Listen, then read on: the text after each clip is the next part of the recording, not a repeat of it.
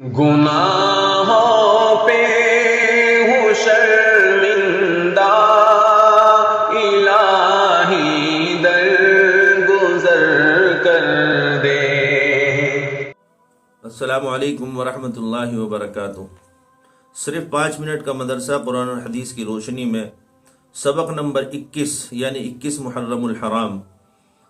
سبق شروع کرنے سے پہلے درود پاک پڑھ لیں۔ اللہم صلی علی محمد وعلی آل محمد کما صلیت علی ابراہیم وعلی آل ابراہیم انک حمید مجید۔ اللہم بارک علی محمد وعلی آل محمد کما بارکت علی ابراہیم وعلی آل ابراہیم انک حمید مجید۔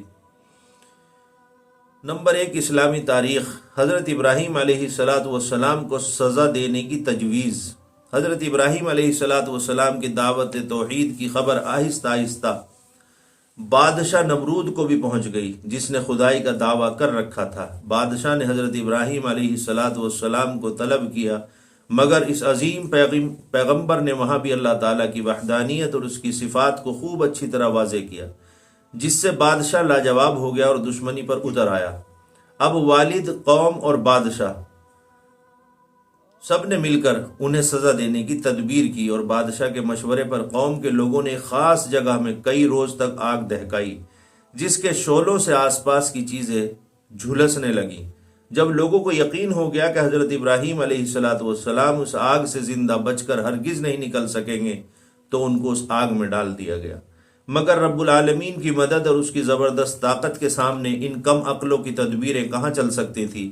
اللہ تعالیٰ نے آگ کو حکم دیا کہ اے آگ، تو ابراہیم پر سلامتی کے ساتھ ٹھنڈی ہو جا۔ آگ شعلوں اور انگاروں کے باوجود اسی وقت ان کے حق میں ٹھنڈی ہو گئی، اور حضرت ابراہیم علیہ السلام اس میں صحیح سالم رہے۔ اس قدرت خداوندی اور معجزے کو دیکھنے کے بعد بھی لوگوں نے ایمان قبول نہیں کیا، تو حضرت ابراہیم علیہ السلام نے ہجرت کا ارادہ فرما لیا، اور حضرت سارہ علیہ السلام اپنے بھتیجے حضرت لوط علیہ السلام کو لے کر فلسطین، نابلس اور مصر وغیرہ کی طرف ہجرت کر گئے۔ اس دوران دین کی دعوت کا بھی فریضہ انجام دیتے رہے۔ نمبر 2، اللہ کی قدرت۔ موتی کی پیدائش۔ موتی بہت ہی قیمتی پتھر ہوتا ہے جو سیپ کے اندر بنتا ہے۔ جب سیپ کے اندر موتی بننے والا مادہ پہنچتا ہے تو اس پر چمکدار رنگ والے کیلشیم کاربونیٹ کی تہ چڑھنا شروع ہو جاتی ہیں۔ یہ مادہ موتی بنانے میں اہم کردار ادا کرتا ہے۔ اس کی مدد سے چند مہینوں میں چمکدار، قیمتی اور خوبصورت موتی بن جاتا ہے۔ آخر سمندر کی گہری تہوں میں بند سیپ کے اندر اتنا قیمتی موتی کون بناتا ہے؟ بلا شبہ سیپ کے اندر موتی کا پیدا کرنا اللہ تعالیٰ کی زبردست قدرت ہے۔ نمبر 3، ایک فرض کے بارے میں، ماں باپ کے ساتھ اچھا سلوک کرنا۔ قرآن کریم میں اللہ تعالیٰ فرماتا ہے، ہم نے انسان کو اپنے ماں باپ کے ساتھ اچھا سلوک کرنے کا حکم دیا۔ اس کی ماں نے بڑی مشقت کے ساتھ پیٹ میں رکھا اور بڑی تکلیف کے ساتھ اس کو جنا ہے۔ قرآن کریم کی سورہ احقاف آیت نمبر 15 کا یہ ترجمہ ہے۔ نمبر 4، ایک سنت کے بارے میں، ہدیہ قبول کرنا۔ حضرت عائشہ صدیقہ رضی اللہ تعالی عنہا بیان کرتی ہیں کہ رسول اللہ صلی اللہ علیہ وسلم ہدیہ قبول فرماتے تھے اور اس کا بدلہ بھی عنایت فرماتے تھے۔ یہ حدیث بخاری شریف میں 2585 پر موجود ہے۔ نمبر 5، ایک اہم عمل کی فضیلت، ذکر کرنے والا زندہ ہے۔ رسول اللہ صلی اللہ علیہ وسلم نے فرمایا، جو شخص اپنے رب کا ذکر کرے اور جو اللہ کا ذکر نہ کرے، اس کی مثال زندہ اور مردہ کی طرح ہے، یعنی ذکر کرنے والا زندہ ہے اور ذکر نہ کرنے والا مردہ کی طرح ہے۔ یہ حدیث بخاری شریف میں 6407 نمبر پر موجود ہے، اور اس کے راوی حضرت ابو موسیٰ رضی اللہ تعالی عنہ ہے۔ نمبر 6، گناہ کے بارے میں، ایمان والوں کو تکلیف دینا۔ رسول اللہ صلی اللہ علیہ وسلم نے فرمایا، جس شخص نے کسی مسلمان کو تکلیف دی، اس نے مجھے تکلیف پہنچائی، اور جس نے مجھے تکلیف پہنچائی، اس نے اللہ کو تکلیف پہنچائی۔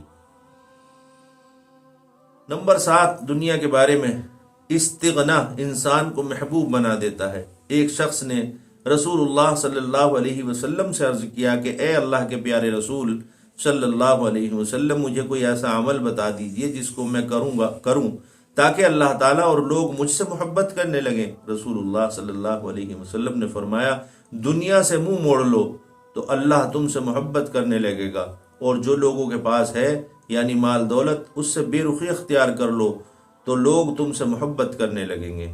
یہ حدیث ابن ماجہ میں 4102 پر موجود ہے اور اس کے راوی حضرت سہل بن سعد رضی اللہ تعالی عنہ ہیں۔ نمبر 8، آخرت کے بارے میں اہل جہنم کی فریاد۔ قرآن میں اللہ تعالیٰ کا ارشاد ہے، دوزخی فریاد کرتے ہوئے کہیں گے، اے ہمارے پروردگار، ہمیں اس جہنم سے نکال کر دنیا میں بھیج دیجئے، پھر اگر دوبارہ ہم ایسا گناہ کریں تو ہم ہی قصوروار اور سزا کے مستحق ہوں گے۔ اللہ تعالیٰ فرمائے گا، تم اسی جہنم میں پھٹکارے ہوئے پڑے رہو اور مجھ سے بات مت کرو۔ قرآن کریم کی سورہ مومنون آیت نمبر 107 اور 108 کا یہ ترجمہ ہے۔ نمبر 9، طب نبوی سے علاج۔ کلونجی کے سفوف کو زیتون کے تیل میں ملا کر علاج۔ حضرت غالب بیمار تھے، ان کی عیادت کے لیے ابو عتیق تشریف لائے اور کہا انہیں یہ کلونجی استعمال کراؤ۔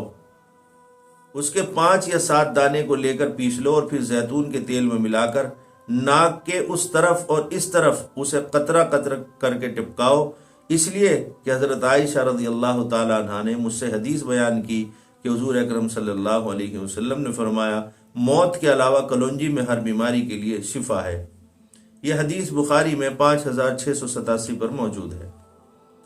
نمبر 10، قرآن کی نصیحت۔ قرآن میں اللہ تعالیٰ فرماتا ہے، تم سب مل کر اللہ کی رسی کو مضبوط پکڑے رہو، یعنی قرآن کریم کے بتائے ہوئے طریقے اور ضابطے پر چلو اور آپس میں نا اتفاقی مت کرو۔ اگر تم نا اتفاقی کی وجہ سے آپس میں بکھر گئے تو دشمن کے مقابلے میں تم ناکام ہو جاؤ گے اور تمہاری قوت اور طاقت ختم ہو جائے گی۔ قرآن کریم کی سورہ آل عمران آیت نمبر 103 کا یہ ترجمہ ہے۔ اللہ سے دعا ہے جو ہم نے سنا ہے اللہ اس پر ہمیں عمل کی توفیق مرحمت فرمائے۔ السلام علیکم ورحمۃ اللہ وبرکاتہ۔